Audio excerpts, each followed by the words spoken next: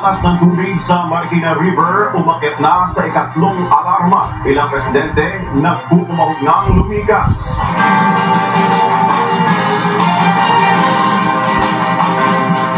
Ilang bahay malapit sa San Mateo Batasan Bridge lubog na sa tubig. Level ng tubig sa ilog patuloy na tumataas. Going na yung port evacuation sa Marikina City dahil nga lumagpas na sa 18 meters yung level ng tubig.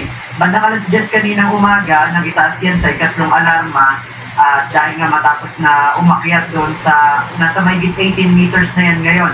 At sa ngayon patuloy pang umaakyat yung level ng tubig dito sa Marikina River at patuloy na pinapatunog ang sirena habang ongoing ang port evacuation. Patuloy na inililikas ngayon ng mga residente patungo doon sa mga evacuation sites. Ang Marikina Bureau of Fire Protection at City Disaster Risk Reduction and Management Office ay naka-alerto para sa paglikas. Batay sa mga litrato at video na kuha ng mga opisyal at netizens sa social media, binabaha na rin ang mga low-lying areas sa Marikina ngayon, kabilang dyan yung Santa Elena, Santo Niño, yung Malanday at saka yung Tumana. Inaasahan na pwede pang tumaas ang tubig sa Marikina River dahil sa patuloy na pagragasa ng tubig mula sa nananggagaling sa Montalban at San Mateo Rizal.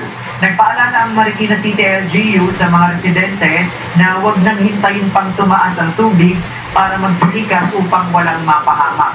Sa panayam kanina kay Marikina City Mayor Marcelino Chodoro, sinabi nito na nakahanda naman ang lungsod para sa pagbibigay ng mga ayuda sa mga nasa evacuation center. Samantala, nasa official Facebook page ng Marikina City Rescue 161 yung mga contact number na pwede nilang o pwedeng tawagan ng mga residente sa mga nangangailangan ng saklolo. Yan muna ang ating latest live. Balik sa'yo.